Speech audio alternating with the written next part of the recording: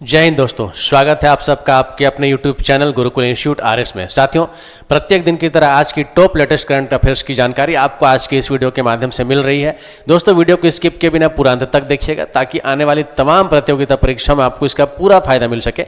और जो भी जानकारी आपको दी जाती है, मैं हमेशा से आपको कहता आया हूँ कि ऐसी जानकारियों को आप लोग डायरी में जरूर नोट कर लिया कीजिए ताकि आप किसी परीक्षा से पहले इसका सही तरीके से अध्ययन करने के बाद परीक्षा में बैठे और कोई प्रश्न जब करंट अफेयर से पूछा जाए तो आपसे ऐसे प्रश्न छूटे नहीं, आप सारे प्रश्नों का सही उत्तर दे करके आए।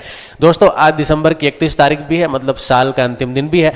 कल से आपके पास एक नया साल की शुरुआत होगी और नए साल में नए तरीके से, नए जोश, नए उत्साह के साथ आप अपनी तैयारी को जरूर आगे बढ़ाने का काम करेंगे। चलिए देखते हैं आज की टॉप करंट अफेयर्स की लेटेस्ट जानकारी कौन कौन सी है हमारे पास। साथियों, आज की पहली जानकारी खेल जगत से जुड़ी हुई। मैं आपको बता दूं कि हरियाणा स्टीलर्स पहली बार बनी चैंपियन, पटना पायरेट्स को हराकर पहला जीत का था। जब यहां पर दोस्तों दो टीमों की बात हो रही है, एक तो हरियाणा स्टीलर्स और दूसरी पटना पायरेट्स, तो ये दोनों टीमें कौन से खेल से संबंधित है? ठीक है, मैं आपको बता दूं कि ये दोनों टीमों का संबंध कबड्डी के खेल से है और पिछले दिनों प्रो कबड्डी लीग सीजन 11, जी हाँ, इसका 11वां संस्करण का आयोजन किया गया। और दोस्तों, इस टूर्नामेंट में या इस प्रतियोगिता में जो विजेता टीम रही वो कौन रही? तो हरियाणा स्टीलर्स रही। ठीक है, हराने का काम किसे किया है? पटना पायरेट्स की टीम को पराजित करके यह खिताब अपने नाम इसने किया है। अब दोस्तों, हरियाणा स्टीलर्स की ओर से जो सबसे ज्यादा अंक प्राप्त करने वाले इस खेल में खिलाड़ी रहे, उस खिलाड़ी का नाम है शिवम पाट्रे। जी हाँ, नाम याद रखेंगे, शिवम पाट्रे। इन्होंने इस खेल में कुल 9 अंक अर्जित किए और टॉप स्कोरर रहने का काम इन्होंने किया है। हरियाणा स्टीलर्स ने खिताब अपने नाम किया है, जरूर आंसर याद रखेंगे। अगली जानकारी फिर से खेल जगत से जुड़ी हुई और अर्शदीप को पुरुष T20 cricketer of the year के लिए नामांकित किया गया। दोस्तों, भारत के जाने माने तेज गेंदबाज जिनका नाम क्या है? अर्शदीप सिंह। पूरा नाम क्या है इनका?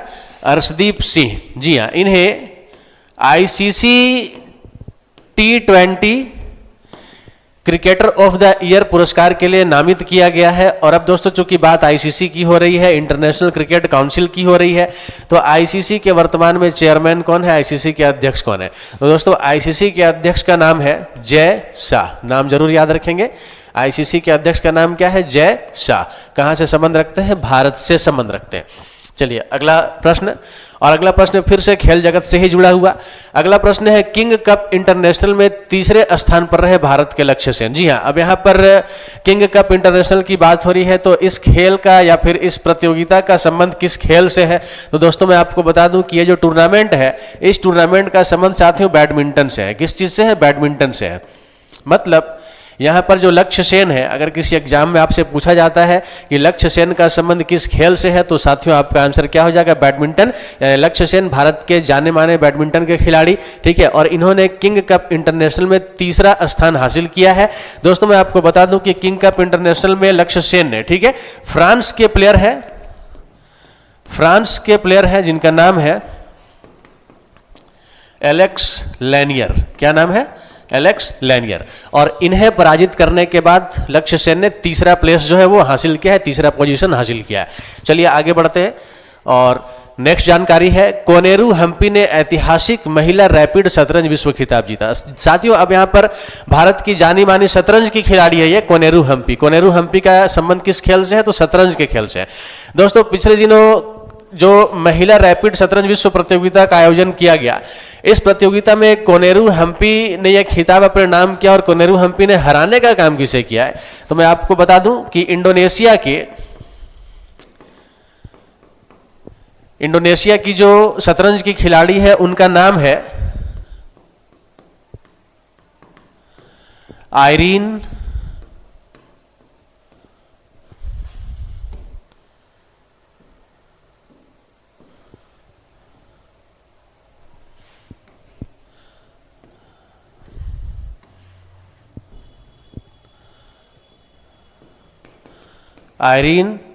करिश्मा सुकंदर। जी हाँ, आयरीन खरिश्मा सुकंदर, इनका संबंध कहां से है? इंडोनेशिया से है।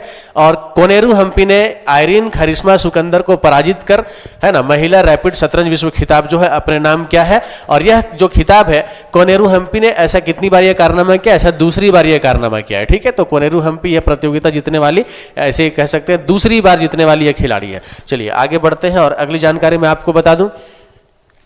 कैनरा HSBC लाइफ इंश्योरेंस ने अभिनेता वरुण शर्मा को ब्रांड एम्बेसडर के रूप में दिखाते हुए एक नया ब्रांड अभियान लॉन्च किया है। दोस्तों यहां पर सीधे सीधे प्रश्न आपसे पूछा जा सकता है कि कैनरा HSBC लाइफ इंश्योरेंस ने अपना ब्रांड एम्बेसडर किसे नियुक्त किया है? आप इसको ऐसे भी समझ सकते हैं। तो कैनरा HSBC लाइफ इंश्योरेंस ने अपना ब्रांड एम्बेसडर किसको नियुक्त किया है? तो वरुण शर्मा को। जी हाँ, आंसर जरूर याद रखेंगे, एक लाइन में इसका आंसर क्या होगा? वरुण शर्मा। चलिए आगे बढ़ते हैं और नेक्स्ट जानकारी साथियों, असमिया फिल्म निर्माता पटकथा लेखक भास्कर ज्योति दास का कैंसर से निधन हो गया। जी हाँ साथियों, ऐसे देश के या अंतर्राष्ट्रीय स्तर पर जितने ही महत्वपूर्ण शख्सियत होते हैं, इन लोगों का जब निधन होता है, किसी की नियुक्ति होती है, तो ऐसे प्रश्न जो है ये बहुत ही महत्व के हो जाते हैं। और अगर शख्सियत है, किसी की निधन हो चुकी है, तो साथियों ये प्रश्न काफी महत्व का होता है, जरूर आप जानने की कोशिश करेंगे। असमिया फिल्म निर्माता पटकथा लेखक भास्कर ज्योति दास का कैंसर से निधन हो गया।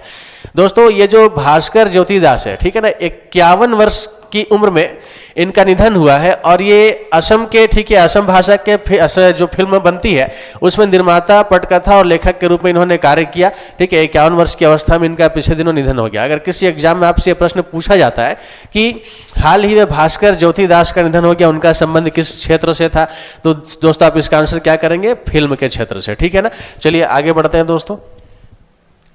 अगला प्रश्न है, पंजाब नेशनल बैंक प्रतिष्ठित दादा साहब फाल्के अंतर्राष्ट्रीय फिल्म महोत्सव 2025 में विशेष भागीदार के रूप में शामिल हुआ। जी हाँ, अब ये जो PNB है, पंजाब नेशनल बैंक है, ठीक है ना, ये अपनी भागीदारी निभाएगा किस चीज के लिए? तो प्रतिष्ठित दादा साहेब फाल्के अंतर्राष्ट्रीय फिल्म महोत्सव 2025 को लेकर। साथियों ये जो दादा साहब फाल्के अंतर्राष्ट्रीय फिल्म महोत्सव है, इसका आयोजन फरवरी 2025 में किया जाएगा। इसका आयोजन कब किया जाएगा? फरवरी 2025 में किया जाएगा।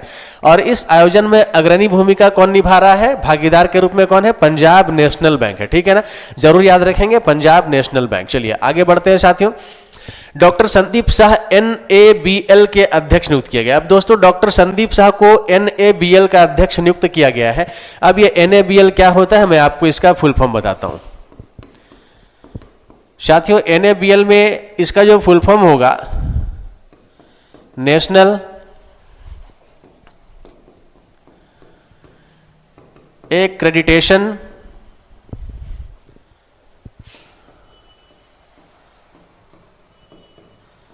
बोर्ड फॉर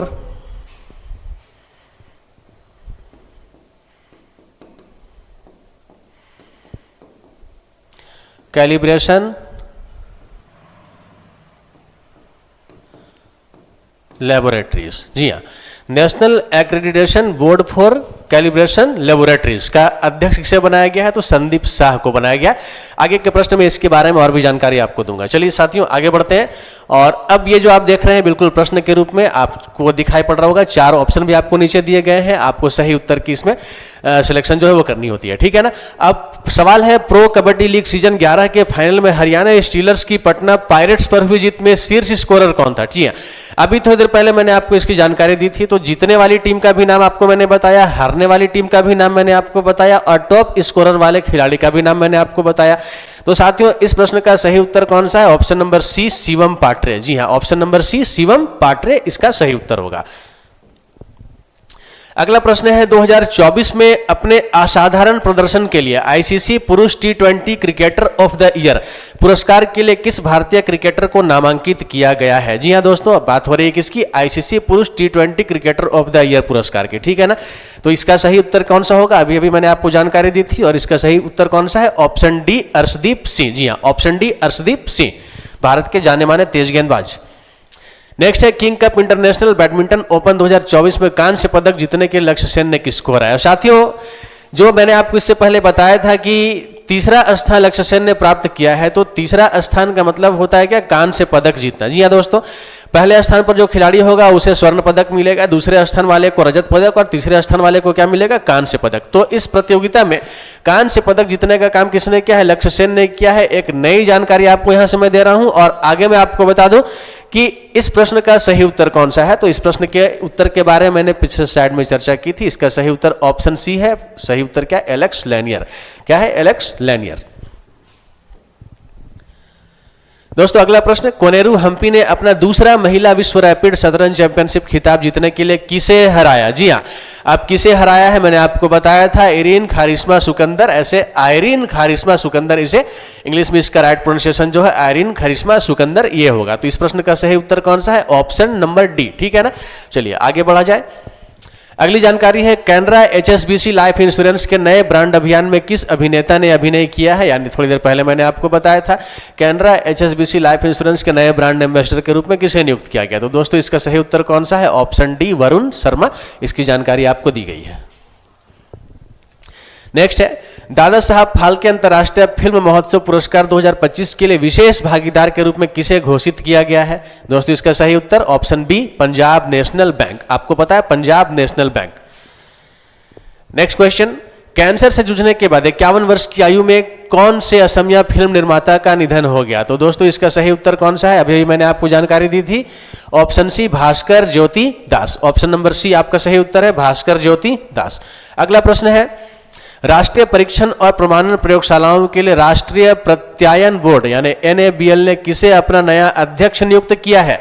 दोस्तों आपके पास ये 4 ऑप्शन ABCD और इसका सही उत्तर कौन सा है? Option number B, doctor Sandeep Shah. क्या है इसका सही उत्तर? डॉक्टर संदीप शाह।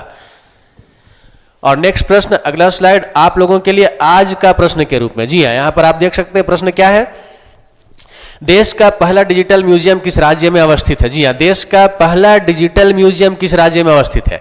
और इसका ऑप्शन है, option A Karnataka, option B Maharashtra, option C Uttarakhand, option D Uttar Pradesh. आपको क्या लगता है इन चारों में इस प्रश्न का सही उत्तर कौन सा है? साथियों अगर आपको इसका सही उत्तर मालूम है तो आप कमेंट बॉक्स में आकर के अपना जवाब जरूर दीजिए। आपके जवाब की मुझे जरूर प्रतीक्षा रहेगी। साथियों यदि आपके तरफ से कोई महत्वपूर्ण सुझाव है ऐसे वीडियोस को लेकर, हमारे चैनल को लेकर, तो आप अपने महत्वपूर्ण सुझाव भी जरूर साझा कीजिए। हम उस पर इंप्लीमेंट करने की जरूर कोशिश करेंगे और वीडियो को पूरा देखिएगा ताकि आने वाले सभी प्रतियोगिता परीक्षाओं में आपको इसका पूरा फायदा मिल सके। ठीक है, और जो भी जानकारी अभी आपको दी गई सारी जानकारी को आप जरूर डायरी में नोट कर लीजिएगा।